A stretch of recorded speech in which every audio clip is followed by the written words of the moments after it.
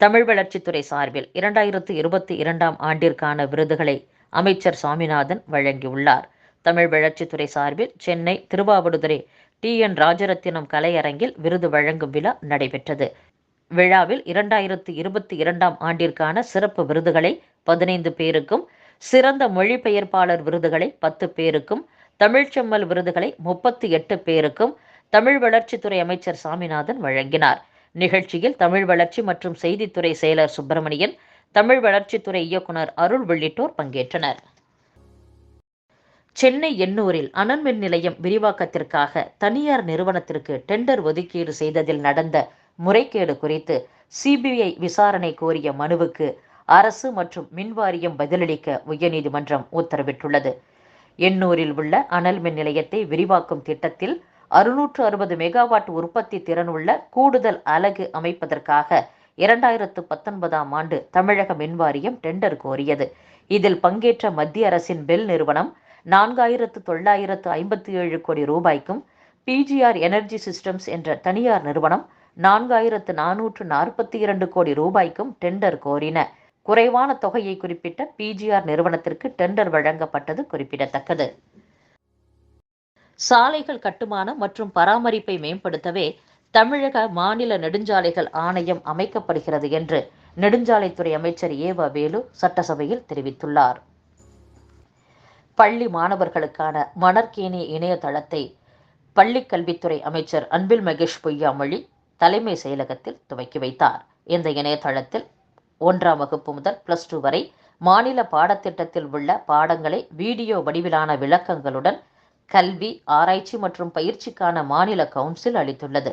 6 முதல் +2 வரையிலான வகுப்புகளுக்கான அறிவியல், கணிதம், ஆங்கிலம், இயற்பியல், வேதியியல், தாவரவியல், விலங்கியல் ஆகிய பாடங்களில் முதற்கட்டமாக பாடப்பொருட்கள் வீடியோவாக தரப்பட்டுள்ளன. பத்திரிகையாளர்கள் அனைவரும் அரசியல் ரீதியில் கேள்வி கேட்க வேண்டும் என்பதற்காக யாருடன் கூட்டணி அமைத்து போட்டியிடப் போகிறீர்கள் என்றே கேட்கிறார்கள்.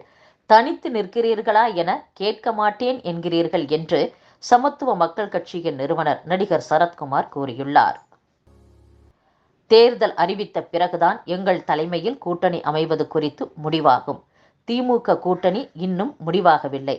அந்த கூட்டணியில் இருந்து எந்தெந்த கட்சிகள் வெளியேறுகின்றன என பொறுத்திருந்து பாருங்கள் என்று அதிமுக பொதுச் செயலாளர் எடப்பாடி பழனிசாமி பேசியுள்ளார். உலக பேரழிவை உருவாக்கிய கொரோனா தொற்று, அதன் விளைவாக ஏற்பட்ட பொருளாதார நெருக்கடி ஆகியவற்றை சமாளித்து வெளிநாடுகள் மத்தியில் பாரத தேசத்தின் மதிப்பை தூக்கி நிறுத்தி பயங்கரவாதத்தின் முதுகெலும்பை நொறுக்கி ஊழலற்ற நிர்வாகம் என நிறைவுகளையும் நிம்மதியையும் நாட்டுக்கு தந்திருக்கும் பிரதமர் மோடிக்கு 2024ஆம் ஆண்டில் 3வது முறையாக வாய்ப்பு வழங்கி ஒவ்வொரு இந்தியனும் உளமாற நன்றி செலுத்த வேண்டும் என்று முன்னாள் முதலமைச்சர் ஓ பன்னீர்செல்வத்தின் ஆதரவாளர் மருது அழகுராஜ் அறிக்கை வெளியிட்டுள்ளார். திருவள்ளூர் அரக்கோணம் பகுதி விசைத்தறி தொழிலாளர்களுக்கு ஊதிய உயர்வு கிடைக்க அரசு நடவடிக்கை எடுக்க வேண்டும் என்று நாம் தமிழர் கட்சியின் தலைமை ஒருங்கிணைப்பாளர் சீமான் வலியுறுத்தியுள்ளார். சென்னை ஓட்டேரியில் பர்தா அணிந்து காவல் நிலையத்திற்கு வரக்கூடாது என கூறியதாக எழுந்த புகாரின் அடிப்படையில் தலைமை காவலர் பணியிடை நீக்கம் செய்யப்பட்டுள்ளார்.